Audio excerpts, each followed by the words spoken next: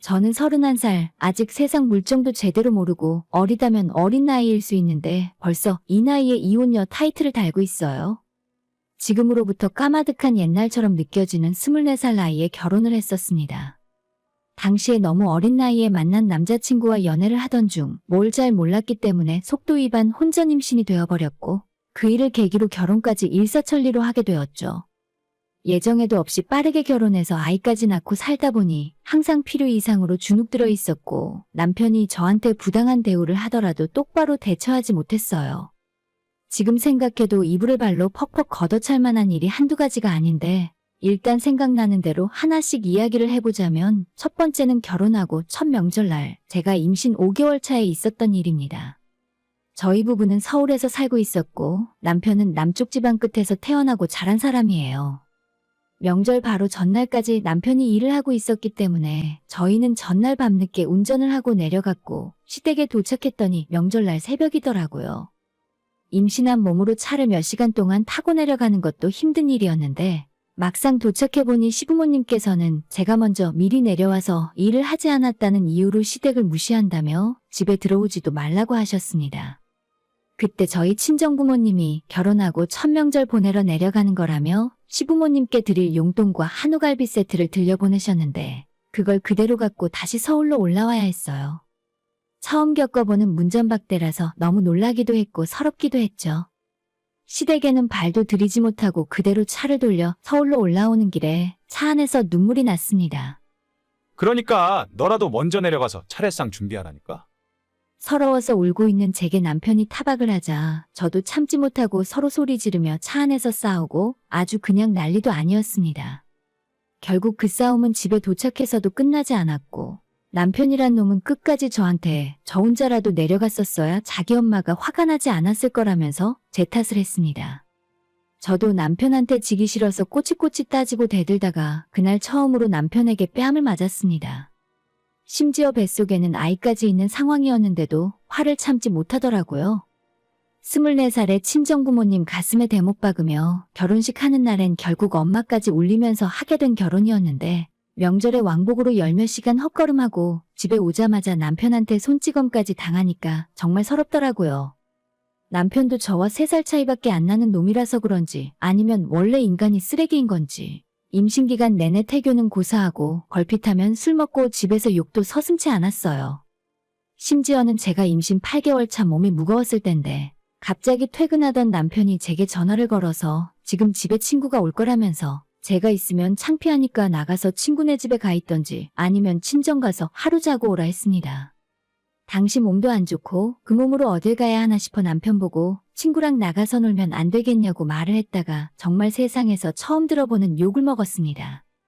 쫓기다시피 일단 집에서는 나왔는데 차마 친정으론 절대 못 가겠더라고요. 만삭의 몸으로 집에 혼자 들어갔다가 저희 부모님이 제 상황을 눈치챌 것 같아서 걱정 끼치기 싫은 마음에 가장 친한 친구에게 부탁을 해서 친구 자취방에서 하루를 보냈습니다. 정말 이것 말고도 남편이 제게 했던 쓰레기 같은 짓이 너무나도 많은데 다 이야기하려면 오늘 밤새 이야기해도 끝도 없네요. 시간이 흘러 결국 아이가 태어났고 출산 전부터 남편은 산후조리원이라는 말을 꺼내기만 해도 돈 때문에 신경질적으로 화를 냈기 때문에 저는 퇴원하자마자 아이와 그냥 집에 있었어요. 혼자 힘들어하는 모습을 보다 못한 친정엄마가 저희 집을 오가면서 몸 푸는 것을 도와줬습니다. 그나마도 우리 엄마가 집에서 자고 가는 걸 남편이 싫어해서 남편 놈이 출근하고 나면 엄마가 왔다가 오후 5시쯤 퇴근하기 전에 돌아가야 하는 상황이었죠.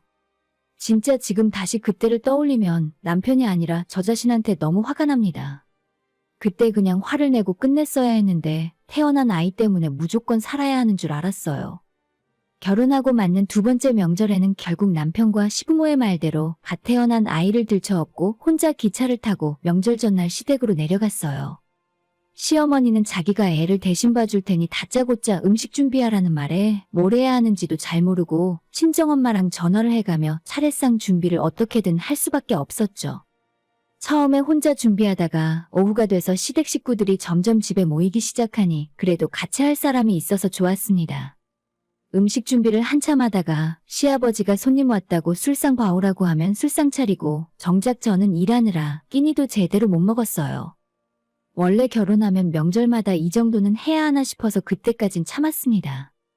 그리고 다음날 새벽에 남편이 시댁으로 내려오고 아침 차례 행사까지 다 끝난 후에 남편에게 이제 우리 친정으로 가자고 했더니 남편 놈이 한다는 말이 자기는 이제 방금 전에 도착한 건데 왜 거길 가야 하냐 따졌습니다. 원래 자기 집안에서 명절에는 친정에 못 가는 거라며 저보고 멍청한 소리 하지 말라 했습니다. 그래서 그 뒤로도 명절에 친정 가는 일은 없었어요. 결혼 전에는 저도 대학 졸업하고 멀쩡한 회사 다니고 있었는데 결혼하고 난 뒤로 배가 불러오면서 육아휴직을 하게 됐고 남편 놈은 제게 육아휴직 급여가 들어오니까 그걸로 알아서 생활비 쓰라면서 돈을 한 푼도 주지 않았어요. 사회초년생이었던 제 휴직급여가 얼마나 된다고 그 돈으로 남편과 먹고 사는 생활비와 공과금이며 아이 키우는 데 들어가는 돈까지 전부 그걸로 해결할 수 있단 말입니까? 그때쯤 제 상황은 출산 후 제대로 산후조리를 못해서 몸도 여기저기 아파오고 남편은 밖에서 돈 벌어오기 때문에 집에서 육아나 집안일은 절대 안 한다고 해서 혼자 매일 아이를 보고 있다 보니 산후우울증까지 심하게 올 정도였어요. 집에 아이와 둘이 하루 종일 있다 보면 머리가 이상해지는 기분까지 들었습니다.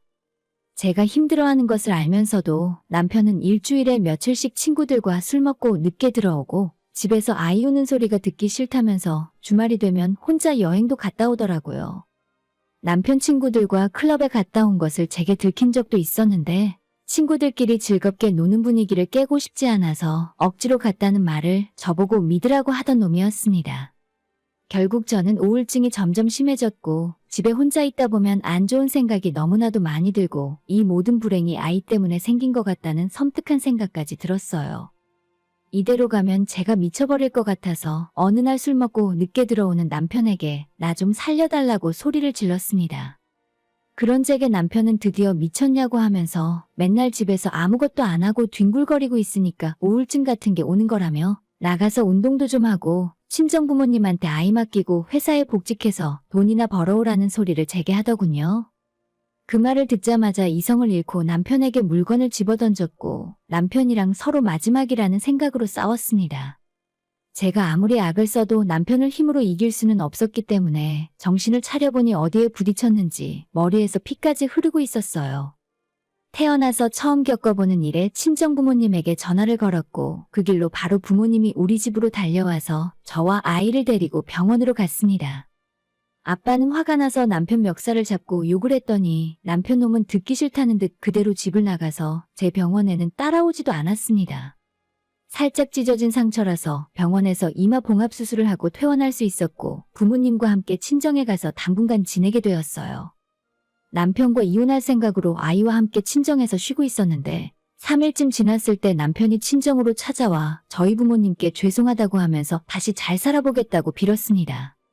저희 어머니 아버지는 화를 내고 이렇게 살 거라면 이혼하라고 난리를 쳤었는데 제가 아빠 없는 아이를 키우는 것이 너무나 두려웠고 남편이 이번에는 진짜 반성을 해서 사람이 바뀌었을 줄 알고 마지막으로 한번 믿어보기로 했습니다. 그렇게 다시 집으로 돌아오니 몇 달은 아무런 일 없이 조용히 지나갈 수 있었어요. 남편이 정말 반성을 했구나 싶었지만 인간은 고쳐서 쓸 수 있는 게 아니라는 말대로 정말 몇 달 안 가더라고요. 아이가 조금 크게 되고 그때부터는 어린이집에 맡겨두고 저도 회사에 복직을 했습니다. 이제는 남편이랑 똑같이 같이 일을 하는 처지였는데 자기가 저보다 조금 더 월급이 많다는 이유로 여전히 육아나 집안일은 하나도 하지 않았어요.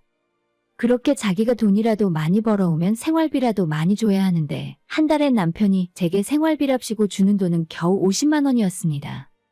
이제는 제가 다시 돈을 버니까 생활비는 제 돈 쓰면 된다는 것이 그 이유였죠. 자기는 매주 친구들도 만나야 하고 취미생활도 해야 한다면서 밖으로 할 거 다 하고 다니고 저는 매일 아이 때문에 회사에서 눈치 보며 일찍 퇴근해야만 했어요. 어느 날 남편에게 내가 오늘 회사에서 야근해야 할 것 같다고 오늘만 나 대신에 아이 데리러 가주면 안 되겠냐고 했더니 남편은 저보고 돈도 얼마 못 버는 주제에 무슨 야근을 하냐면서 헛소리 하지 말고 네가 가라 하는 놈이었습니다. 진짜 이혼을 할까 말까 고민하고 있었는데 결정적인 일이 생겼어요. 매일 집으로 날아오는 고지서가 정말 많았는데 남편 이름으로 되어 있는 편지 봉투를 뜯었다가는 난리가 났기 때문에 웬만하면 손대지 않고 있었죠. 그런데 대부업체 이름으로 된 봉투를 발견했을 때는 섬뜩한 느낌이 들어 뜯어서 확인해보니 3천만 원이 넘는 돈을 대부업체로부터 빌렸더라고요. 그날 저녁 남편에게 대부업체 독촉장을 들이밀면서 대체 은행 놔두고 왜 대부업체에서 돈 빌렸냐고 따졌고, 남편은 또 자기 우편물을 왜 확인하냐고 화를 내며 싸웠습니다. 한참을 대출 때문에 말싸움을 했고, 끝에는 제가 모르던 남편의 대출이 한두 개가 아니라는 사실을 알아낼 수 있었어요. 그리고 그 다음부터는 이 사람의 모든 것을 믿을 수 없었습니다. 남편에게 이혼하자는 말을 했다가 그날도 집안의 모든 물건이 날아다니고 저는 겨우 아이 데리고 친정으로 몸을 피했어요. 이대로는 누구 하나가 세상을 먼저 떠나기 전에는 끝나지 않겠다 싶어서 변호사를 찾아가 제 상황 설명을 하고 남편에게 이혼 소송을 걸었어요. 그동안의 폭력적인 행동은 물론 아이가 있는데도 그런 행동을 한 것에 대한 책임을 물어 남편에게 위자료를 듬뿍 청구해서 소송을 걸자 제게 돈 주기는 싫었던지 합의 이혼하자고 제게 먼저 이야기를 꺼내더라고요. 그마저도 이혼 협의 마지막에서는 아이 양육권을 못 준다며 제게 으름장을 놓더라고요. 지금까지 애 분유 한번 타먹인 적 없고 기저귀 한번 갈아본 적 없는 놈이 무슨 소리를 하는 건가 싶었습니다. 지금 살고 있던 신혼집도 보증금 5천에 월세 60짜리 집이었는데 그 집 보증금 중에 2천은 저희 부모님 돈이었기 때문에 당장 집부터 빼야 하는 상황이었는데 말이죠. 가진 돈도 없이 빚만 잔뜩 있는 놈이 시댁에 내려가서 살 것도 아니고 아이 데려다가 원룸에서 산다는 건지 어처구니가 없었어요. 괜히 양육권으로 저한테 주도권을 뺏고 시비 거는 것 같길래 바로 그냥 양육권은 너 가져가라 했더니 다음날 다시 제게 연락해서 선심 쓰듯이 양육권은 제게 양보한다네요. 참나 진짜 뭐 이런 한심한 남자와 살았나 싶었습니다. 그렇게 이혼 소송을 진행했고 남편 놈은 어디서 주워들었는지 마지막으로 면접 교섭권을 요구해서 이혼한 지금도 한 달에 한 번씩 아이를 보러 찾아옵니다. 지긋지긋한 남편 놈과 이혼하게 되어 처음엔 정말 홀가분했어요. 친정에 들어가서 살다 보니 아이도 엄마가 봐주게 되었고 제가 회사에서 늦게까지 일해도 눈치 볼 필요가 없어서 좋았습니다. 하지만 제 나이 20대 후반에 접어들면서 아이 딸린 이혼녀가 되었다는 사실이 조금은 무섭게 느껴졌어요. 아무리 요즘 인식이 많이 바뀌었다고 해도 이혼녀라는 타이틀을 달고 살아갈 날이 많은데 아이와 둘이 아무 문제 없이 살아갈 수 있을까 하는 고민을 그 당시에 매일 하고 살았던 것 같습니다. 그때 제가 가진 건 남편과 이혼하고 집 정리하면서 받은 보증금 2천에 제 명의로 있던 적금 3천만 원이 전부였어요. 회사에서 혼자 버는 월급으로 앞으로 아이 키우며 어떻게 살아야 하나 고민을 하다가 그 돈으로 작은 창업이라도 해볼까 하는 생각을 하게 되었습니다. 직장을 다니고 일을 계속하면서 부업으로 할 수 있는 창업에 대해서 매일 고민을 했더니 보다 못한 아빠가 제게 괜히 적은 돈 가지고 장사한다고 덤볐다가 크게 망할 수 있으니 그냥 있는 돈 가만히 저금하고 있던지 대출받아 아파트라도 사서 월세라도 받으라고 하셨어요. 아빠의 말을 듣고 5천만 원으로 어떻게 집을 사냐고 했더니 당장 다음 날부터 아빠가 저를 데리고 동네 부동산을 돌기 시작했습니다. 제가 사는 곳이 노원 쪽이었는데 저는 아파트는 정말 수억 들고 있어야 사는 줄 알았어요. 하지만 실제로 알아보니 생각보다 적은 돈으로도 살 수 있는 아파트가 많았습니다. 한 달 넘는 시간을 아빠와 함께 아파트도 알아보고 은행도 찾아다니면서 대출을 얼마나 받을 수 있는지를 알아보며 지냈더니 저는 다시 살아가는 목표가 생긴 것 같고 열심히 살아야겠다는 동기부여가 되었어요. 결국 2억이 조금 넘지 않는 낡은 집을 제 돈 5천과 부모님이 조금 보태주시고 모자란 돈은 대출을 받으니 금세 월세가 60만 원씩 들어오는 집주인이 될 수 있었습니다. 너무나도 신기했고 제 스스로 대견했습니다. 들어오는 월세의 대부분은 은행 대출이자로 나갔지만 그래도 좋았어요. 제가 뭔가 큰 재산을 가진 것 같았고 회사에서 열심히 일해서 빨리 대출금도 갚고 부동산으로 돈을 많이 벌어서 아이와 함께 좋은 집에서 사는 꿈도 꿀 수 있었습니다. 막막했던 제 인생에서 뭔가 탈출구가 보이는 것 같았어요. 면접 교섭권 때문에 한 달에 한 번 아이를 보러 온다는 명목으로 남편과 종종 만나야만 했는데 그날만큼은 서로 싸우거나 아이 앞에서 언성을 높이진 않았습니다. 어차피 이혼한 마당에 더 감정 소모해봐야 무슨 소용이 있겠나 싶었고 남편도 그날 하루만큼은 멀쩡한 모습으로 오더라고요.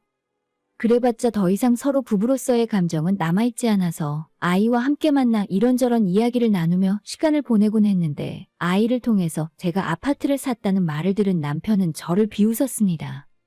야, 집은 아무나 사냐? 그런 동네가 재건축이나 될 것 같아? 결국 집값이 떨어지고 저는 대출금 못 갚아서 집도 날리고 거지꼴이 될 거라면서 저를 볼 때마다 아파트값 아직 안 떨어졌냐고 빈정거렸어요. 지금 서울 집값이 거품이라느니 조만간 집값 하락이 시작되면 너 같은 사람은 망해서 거지가 될 거라는 악담만 했습니다.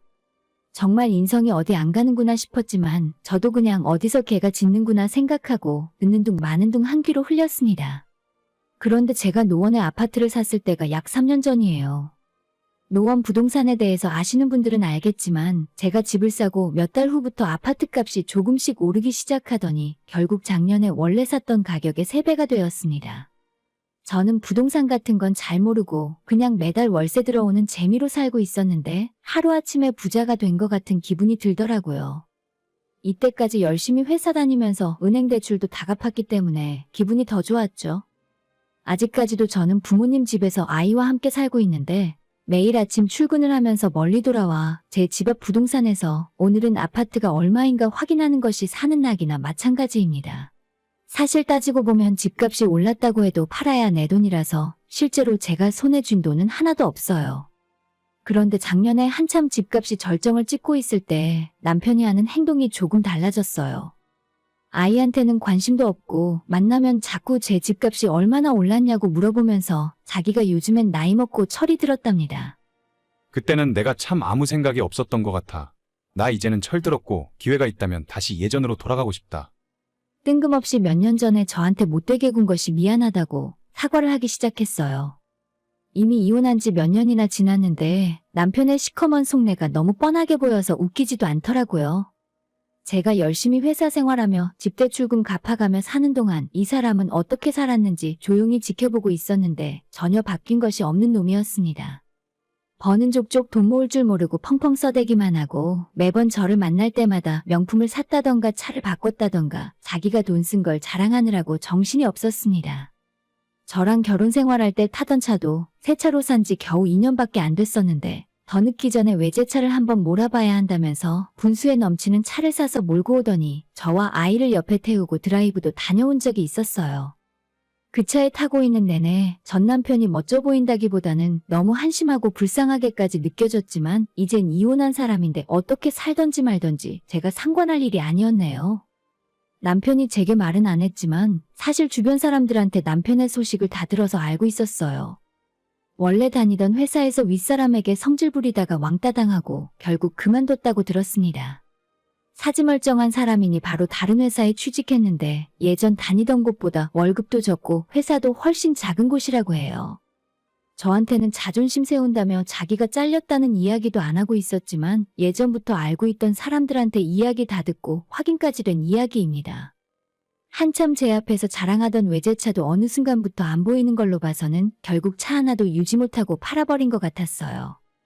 작년 말부터 자꾸 제게 맘에도 없는 사과를 하고 아이가 너무 보고 싶고 같이 살고 싶다면서 개수작을 부리기 시작하는데 정작 아이는 어려서부터 아빠랑 놀아본 기억이 전혀 없어서 평소에 지 아빠를 찾지도 않아요. 너무나 뻔뻔하게 속내를 내비치다가 올해 초 갑자기 아이가 초등학교 들어가기 전에 아빠가 옆에 있어줘야 한다고 하더라고요. 나도 예전이랑 달라 많이 변했어. 다시 합쳐서 같이 살아보자. 진짜 그 말을 듣고 속으로 얼마나 크게 웃었는지 모릅니다. 저는 내심 아무렇지도 않은 듯이 나 요즘 만나는 사람이 있어. 곧 재혼할 것 같아. 라고 거짓말했더니 그놈이 누구냐고 열을 올리는데 속으로 얼마나 웃겼는지 몰라요. 우리 아이의 아빠가 누가 되던 너는 절대 아닐 거니까 신경 끄라고 말해줬죠. 바로 옛날 성질 못 버리고 혼자 씩씩대다가 가더라고요. 사실 저는 당장 재혼할 생각이 전혀 없어요. 현재로서는 남자를 만나고 싶은 마음도 들지 않고 제 아이를 위해서 열심히 돈도 벌고 회사에서도 성공하고 싶은 마음뿐입니다.